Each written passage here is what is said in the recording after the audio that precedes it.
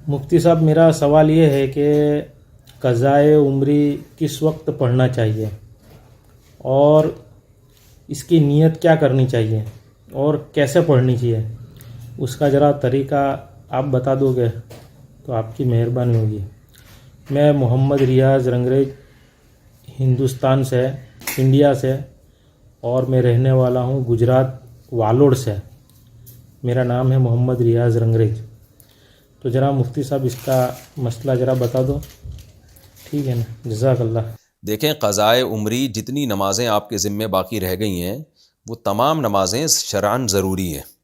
یہ جو بعض لوگ کہتے ہیں نا قضائے عمری ضروری نہیں ہے، اور دلیل یہ دیتے ہیں کہ اس پر کوئی صحیح حدیث نہیں ہے۔ حدیث میں جب بھی نبی صلی اللہ علیہ وسلم کی نماز قضا ہوئی ہے تو اس کو قضا پڑھنا ثابت ہے۔ نماز قضا کیے بغیر معاف نہیں ہوتی۔ تو حدیث ان لوگوں کے ذمے ہے جو یہ کہتے ہیں کہ جب نمازیں ذمے میں زیادہ ہو جائیں تو بغیر پڑھے معاف ہو جاتی ہیں، تو یہ کہیں بھی ثابت نہیں ہے، اور یہ اجماعی مسئلہ ہے۔ تو اس کے دلائل میں کلپ میں دے چکا ہوں، قضاء عمری کے واجب ہونے کے دلائل۔ وہ میرا کلپ جب آپ گوگل پہ سرچ کریں گے تو انشاءاللہ آ جائے گا۔ باقی اس کا طریقہ کیا ہے، آپ ایک اندازہ لگائیں کہ کب آپ بالغ ہوئے تھے اور اس کے بعد سے آپ نے کون سی نمازیں کتنی پڑھی ہیں۔ تو ایک ڈائری میں نا ایک ریکارڈ رکھ لیں اپنا، ٹھیک ہے نا، کہ فجر کی اتنی باقی ہیں، ظہر کی، ایک سال میں 365 دن ہوتے ہیں، تو لم سم ایک اندازہ ہی ہو سکتا ہے، اب 100% یقینی تو بات ہو نہیں سکتی۔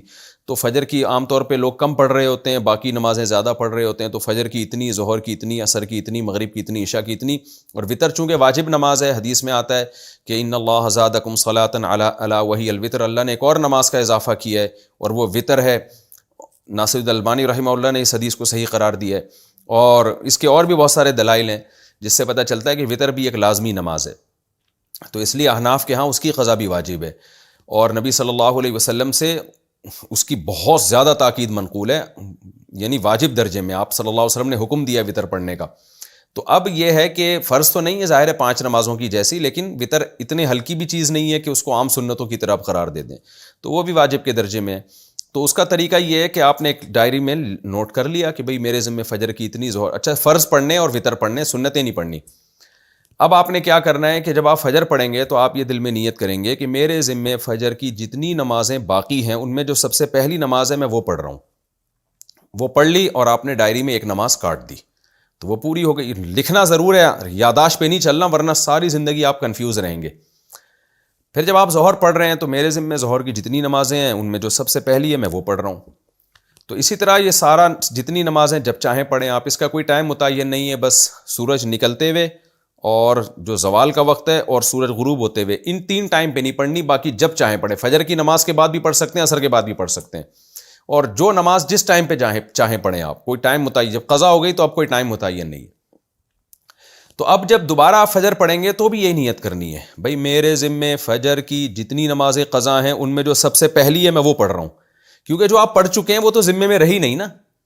اب جو ذمے میں رہ جائیں گی ان میں سب سے پہلی، تو دل میں ہر دفعہ یہی نیت کرنی ہے کہ جو ذمے میں رہ گئی ہیں وہ ان میں جو سب سے پہلے نمبر پہ آ رہی ہے، تو یہ نیت کرتے جائیں اور ڈائری سے ایک ایک نماز کاٹتے چلے جائیں۔ تو کم سے کم یہ کوشش کریں کہ 24 گھنٹے میں کم سے کم وطر سمیت، جو وطر سمیت اور باقی جو 5 فرض نمازیں ہیں وہ ایک دن کی نمازیں 24 گھنٹے میں لازمی ہو جائیں، اس سے کم پہ نہ جائیں آپ۔